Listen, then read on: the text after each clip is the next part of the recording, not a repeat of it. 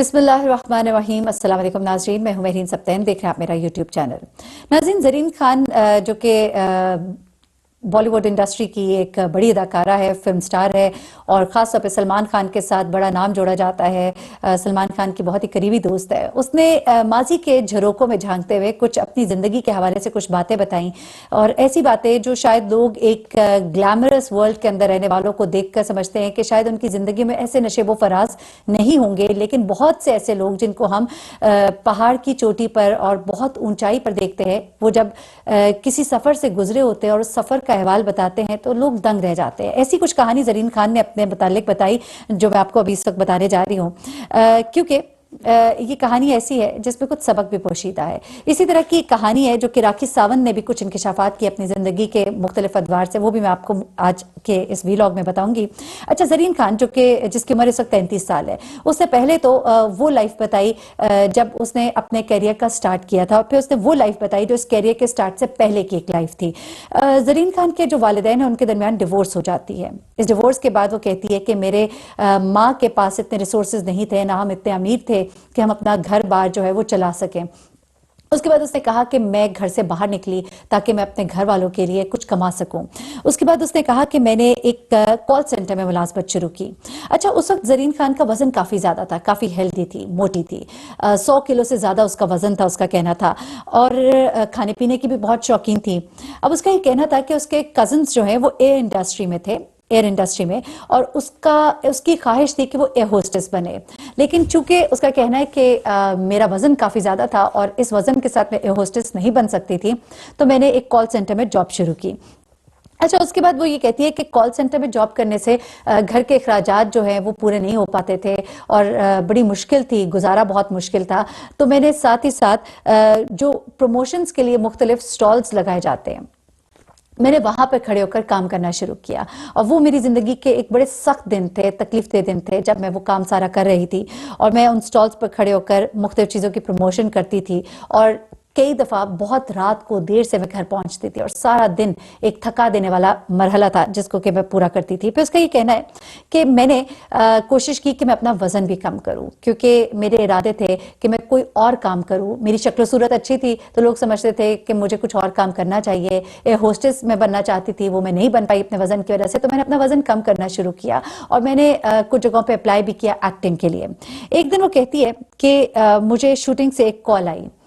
کہ شوٹنگ کے لیے آ جاؤ، تو پہلے تو میں نے منع کر دیا، لیکن اس کے بعد جب مجھے پتا لگا کہ سلمان خان بھی یہاں پر ہوگا تو میں نے فوراً حامی بھر لی اور میں فٹافٹ وہاں پر پہنچی۔ کہتی وہاں پر جب میں نے سلمان خان کو دیکھا، اس کے ساتھ وہاں پر کیٹرینہ بھی موجود تھی، اور مجھے نہیں معلوم تھا کہ ایک دن میں اسی بڑے فنکار کے ساتھ کھڑے ہو کر کام کروں گی اور اس کے شانہ بشانہ میں ہیروئن بھی آؤں گی، لیکن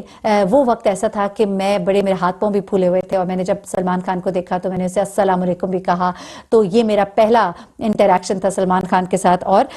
وہاں پر مجھے پہلی بار سلمان خان سے ملنا ہوا۔ اس کے بعد کہتی ہے کہ جب میں اس انڈسٹری میں آئی تو اس انڈسٹری کے اندر میں نے بہت اتار چڑھاؤ دیکھے، اور ابتدائی دنوں میں جب میں یہ کام کر رہی تھی اور میں آگے بڑھنا چاہتی تھی تو مجھے بڑے عجیب عجیب سے لوگ ملے، اور ایک شخص جس کا کہ اس نے نام نہ لیا، اس نے یہ کہا کہ اس نے مجھے آفر بھی کی کہ کچھ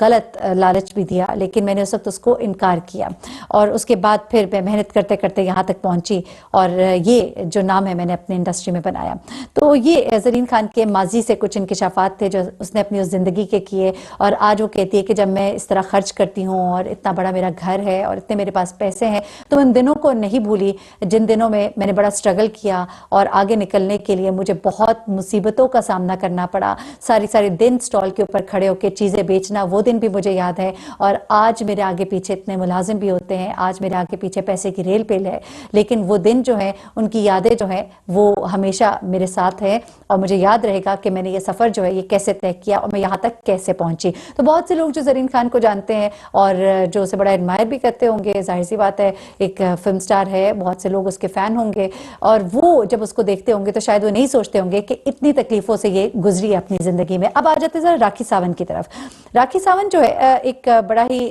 ڈسپیوٹڈ سے کریکٹر ہے بگ باس میں اور مختلف اوقات میں، جب وہ بہت زیادہ اسکرین کے اوپر نظر آتی تھی تو اس کے کچھ انداز اس طرح کے بے باک انداز ہے جس کو کہ لوگ پسند نہیں بھی کرتے تھے اور پسند بھی کرتے تھے. اپنے بے باک انداز کی وجہ سے وہ سکرین پر تو بہت ان رہتی تھی لیکن اسے بہت تنقید کا سامنا ہمیشہ کرتے رہنا پڑا. راکھی ساونت کی بولڈ ڈریسنگ، اس کا جو انداز ہے، اس کو دیکھ کر کوئی یہ نہیں سوچ سکتا کہ اس راکھی ساونت نے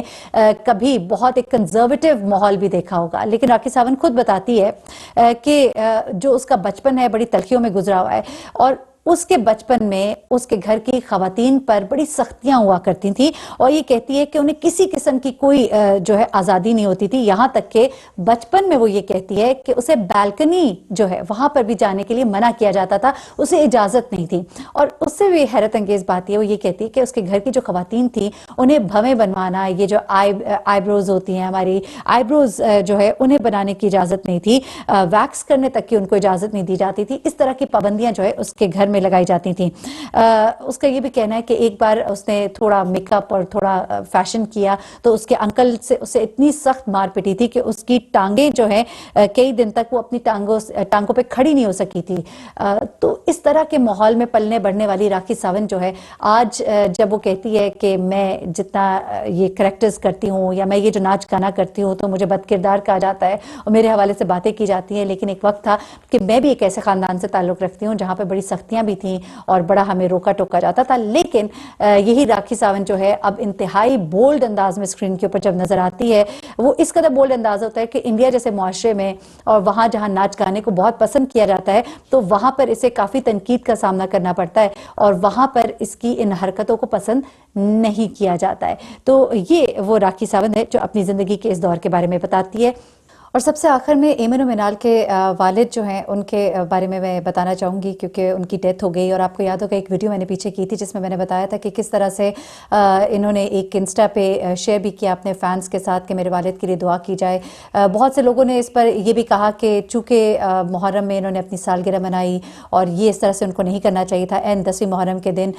تو ان کے والد کے حوالے سے کچھ ایسی باتیں بھی کی جس پہ میں نے کہا کہ ہمیں ایسے نہیں کرنا چاہیے اور کسی کو اس طرح سے بددعائیں نہیں دینی چاہیے. لیکن بہت سے لوگوں نے ان کے والد کو بددعائیں بھی دیں یہ کہہ کر کہ اس دن جو ہے سالگرہ منانے والوں کے ساتھ ایسا ہی ہوتا ہے. لیکن بہت ہی افسوسناک بات ہے کہ ایمن و منال کے والد جو ہے وہ اس دنیا میں نہیں رہے اور بہت تکلیف دہ تھا ان دونوں کے لیے، بہنوں کے لیے. اور انہوں نے اس بات کو شیئر بھی کیا اپنے سوشل میڈیا کے اوپر ان کے نماز جنازہ کے حوالے سے. اور منال جو ہے اس وقت دیوا میگزین کے ایک شوٹ پر تھی جہاں پر اسے یہ اطلاع ملی، جہاں پر اس کے ساتھ یمنا زیدی اور ایک دو اور لوگ بھی موجود تھے، سجل بھی وہاں پہ موجود تھی، جہاں پر اسے اپنے والد کی ڈیتھ کی اطلاع ملی. بیسیکلی ان کے والد جو ہیں ہارٹ پیشنٹ تھے اور کچھ عرصے سے بیمار تھے، ہاسپٹل میں ایڈمٹ تھے. اس کے بعد بیچ میں ان کی طبیعت جب ٹھیک ہوئی تو ان بہنوں نے شیئر بھی کیا، لیکن اس کے بعد ان کی طبیعت دوبارہ بگڑنا شروع ہو گئی، جس کے بعد فینس ان سے پوچھتے رہے کہ اب ان کی طبیعت کیسی ہے، لیکن انہوں نے کوئی بات ان کے حوالے سے شیئر نہیں کی. جس کے بعد مجھے یاد ہے کہ جب ٹرکی میں تھی موجود ان کی بہن تو انہوں نے وہاں سے یہ شیئر کیا، اپنے والد کو ایک ٹیگ کیا کہ جب میں پاکستان واپس آؤں گی تو ہم آپ کی سالگرہ جو ہے بڑے دھوم دھام سے منائیں گے آپ کے اس اسلام آباد والے گھر میں جو کہ اس وقت بن رہا تھا. لیکن شاید اس نئے گھر میں ان کو جانا نصیب نہ ہو سکا اور رہنا جو ہے اپنے بچوں کے ساتھ وہاں پر نصیب نہ ہو سکا اور وہ اس دنیا سے کوچ کر گئے. منال اور دونوں بہنوں کے لیے یہ بڑا ہی ایمن کے لیے ایک بڑا ہی تکلیف دہ وقت ہے اور دعا ہے کہ ان کے والد جو ہے انہیں اللہ تعالیٰ جنت میں اعلیٰ مقام دیں اور ان کی مشکلات کو ان سے دور فرمائے اور ان کے لیے آگے کا راستہ جو ہے وہ ہموار کرے. دونوں بہنوں کو پوری جو ان کے فینس بھی ہیں اور سب لوگوں کی طرف سے بہت ہی افسوس ہے. یہ بھی ایک خبر تھی جو میں آپ کے ساتھ شیئر کرنا چاہتی تھی. مجھے بحرین سبتین کو اجازت دیجیے گا، اپنی دعا میں مجھے بھی یاد رکھیے گا، اپنا بہت خیال رکھیے گا. اللہ حافظ.